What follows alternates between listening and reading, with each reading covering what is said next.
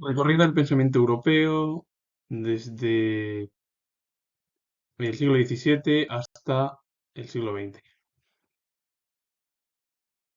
Jean-François Lyotard fue filósofo, sociólogo y teórico literario francés. Su discurso interdisciplinario incluye temas que abarcan la epistemología, la comunicación, el cuerpo humano, el arte moderno y posmoderno, la literatura y la crítica teórica, la música, el cine, el tiempo y la memoria, el espacio, la ciudad y el paisaje, lo sublime y la relación entre estética y política, conocido por su formulación del posmodernismo después de la década de 1970, y el análisis del impacto de la posmodernidad en la condición humana. Bueno, fue cofundador del Colegio Internacional de Filosofía junto a otras figuras filosóficas destacadas, como fueron Derrida, Chaletet y Deleuze. Sostiene que un día, para que el conocimiento sea considerado útil, tendrá que ser convertido en datos computarizados. Esto le llevó años más tarde a escribir la obra de E-Human, en 1988, en el que ilustra el mundo en el que la tecnología domina el mundo. Es al final lo que pasa. Hoy en día, y bueno, llevan ya, sobre todo los últimos 50 años, en el cual la tecnología poco a poco va dominando, claro, es verdad, el mundo, pero claro, ¿quién está detrás de todo ello al final? Es el ser humano, al final el que controla todo ello, pero es verdad que él habla en la obra de Inhuman, en el cual ilustra el mundo, en el cual dice que la tecnología va a dominar el mundo, todo ello.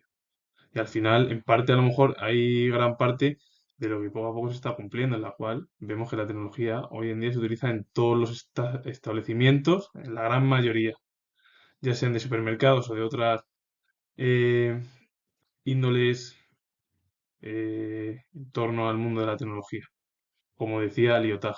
Y François Chatelet eh, fue filósofo e historiador de la filosofía francés, comprometido en las disputas de su tiempo, que influyó notablemente con su enseñanza parisina en los años 1970. Figuras además las dos muy importantes. Blaise Pascal fue filósofo, matemático, teólogo católico y apologista. Bueno, el apologismo lo que busca es argumentos racionales para defender y difundir el cristianismo. Todo ello fue francés y sus contribuciones a la matemática y a la historia natural incluyen el diseño y la construcción de calculadoras mecánicas, aportes a la teoría de la probabilidad, investigaciones sobre fluidos y la aclaración de conceptos tales como la presión y el vacío. Después de un trastorno depresivo y una experiencia religiosa profunda en 1154, se dedicó a la filosofía y a la teología. Inventó una máquina aritmética en cuya realización trabajó muchos años. Se dedicó también a otros trabajos de experimentación, fruto de los cuales son el Tratado del Equilibrio y las nuevas experiencias acerca del vacío de 1147. Él además trabajó mucho en torno a la máquina aritmética, lo que intentó es llevar a cabo calculadoras matemáticas en torno a, bueno, que fueran de forma mecánica y al final trabajó en bueno, en varias formas, la cual, bueno, Tratado del Equilibrio, las nuevas experiencias acerca del vacío, tal. Gilles Deleuze fue filósofo francés, considerado entre los más influyentes del siglo XX. Desde 1953 hasta su muerte escribió numerosas obras filosóficas sobre la historia de la filosofía, la política, la literatura, la música, el teatro, el cine y la pintura. Es decir, obras relacionadas con el mundo de la cultura. Obras Mil mesetas de 1980 y El Antiedipo de 1972. Lo primero, en el pensamiento, la contingencia de un encuentro que fuerza a pensar para elegir la necesidad absoluta de un acto de pensar. Aquello que fuerza a pensar el objeto de un encuentro fundamental y no un acto de reconocimiento que lo mantiene inactivo o en una aparente actividad. Claro, vamos a ver, lo primero en lo que habla es Deleuze es en torno al pensamiento la contingencia de un encuentro que fuerza a pensar para elegir la necesidad absoluta de un acto de pensar. Es decir, aquello que fuerza a pensar el objeto de un encuentro fundamental y no un acto de reconocimiento que lo mantiene inactivo o en una aparente actividad, es decir, que no tiene actividad o algo que se queda de más quieto. Es decir, el ser humano si se queda así es que no tiene pensamiento, entonces el ser humano al final, como habla de Deleuze, bueno, está obligado a pensar, está obligado a llevar a cabo su pensamiento en torno a cualquier objeto, persona, lo que sea, porque si no, es verdad que puede ser una persona a lo mejor que no. esté activa o que su actividad sea aparente, es decir, que parezca que no hace nada, pero sí luego lo hace. Y eso no, claro, lo que se supone que lo que bueno, el ser humano, su objetivo es al final es pensar, pensar y tener pensamiento para desarrollar ya sean objetos, animales o humanos, o incluso bueno, pues, las plantas. Félix Guattari fue filósofo, psicoanalista, semiólogo, activista y guionista francés. Fundó el esquizoanálisis, pensamiento de la inmanencia, producción desbordante de lo real y ya no triangulación edípica de un inconsciente expresivo, y también de la ecosofía. Promueve la búsqueda de una sabiduría para habitar el planeta en medio de crisis ecosistemáticas global que enfrenta a la humanidad. Conocido porque colaboró con Deleuze en varias obras, pues, Antiedipo de 1972, Mil mesetas 1980, los dos volúmenes de Capitalismo y Esquizofrenia. Claro, lo que te habla al final en torno a la ecosofía es ayudar al planeta, y el esquizoanálisis es el pensamiento de la inmanencia, es algo que es producción de lo desbordante de lo real y ya no triangulación edípica de un inconsciente expresivo, es decir, es a lo mejor una especie en torno a el esquizoanálisis, es el pensamiento en torno a cómo analizar la esquizofrenia de cualquier persona. Puede tener a lo mejor algún problema, pero claro, esa ayuda le puede servir para, poco a poco a lo mejor, mejorar en torno a la ayuda hacia cualquier persona.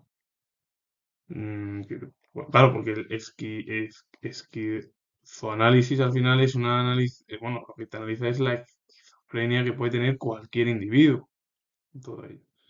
Propone abrir campos de virtualidad constructivista para la producción subjetiva. Se trata de conectar la producción subjetiva con aquellos espacios de futuro en que es posible la emergencia y la toma de consistencia de la ruptura, la diferencia y la novedad.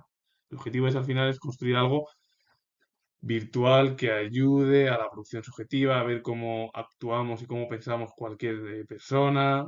Es decir, esa conexión en torno a la producción de la subjetividad con aquellos espacios que pueden, bueno, que se puedan realizar en el futuro, en torno a cualquier tipo de emergencia y la toma de consistencia de la ruptura, la diferencia y la novedad. Es decir, es como realizar nuevos análisis en torno al futuro para evitar pues, nuevas enfermedades, todo ello.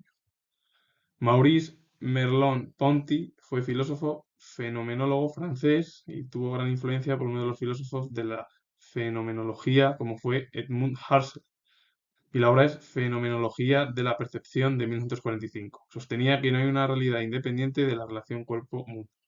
Para Merleau-Ponty no hay una relación independiente de que el cuerpo y el mundo estén separados, porque al final están unidos. Es verdad que luego había otros filósofos que hablaban del mundo de las ideas y el mundo, bueno, el mundo ininteligible, el mundo sensible, y iban por separado. A muchos de ellos, sobre todo la figura de Platón, que luego se trasladó al cristianismo y todo ello.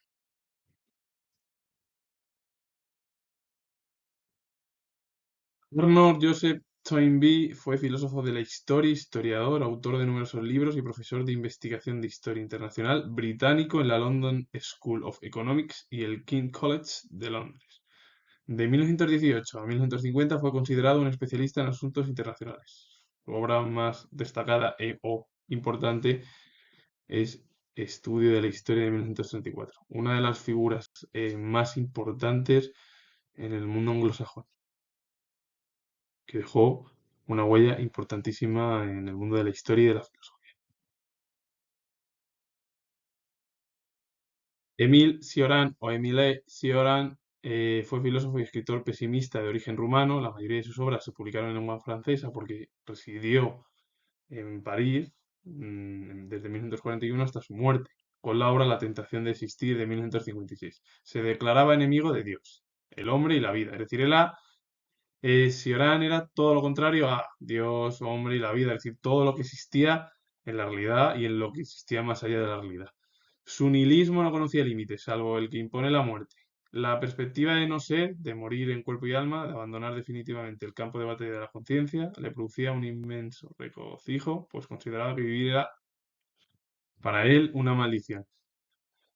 El nihilismo, o bueno, hablando incluso de figuras en torno al existencialismo y todo ello, que al final Cioran está dentro del mundo del existencialismo del siglo XX, sobre todo como Heidegger, como Sartre, como Schopenhauer, como Kierkegaard, el filósofo danés Kierkegaard, en el cual, claro, él es contrario al hombre, a la vida, a todo lo que también a Dios. Es decir, para él su nihilismo no conocía límites, salvo uno, que era la muerte. Al final, que todo el mundo, como pasa, tenemos miedo a la muerte. Claro, la perspectiva de no ser, de morir en cuerpo y alma, de abandonar definitivamente el campo de debate de la conciencia, es decir, ya no existir, no tener conciencia, no estar en este mundo, para él era un inmenso problema, regocijo, porque era para él, sacando sus propias conclusiones, que era una maldición en la vida. Vivir para Sioran era, pues, un problema, algo negativo.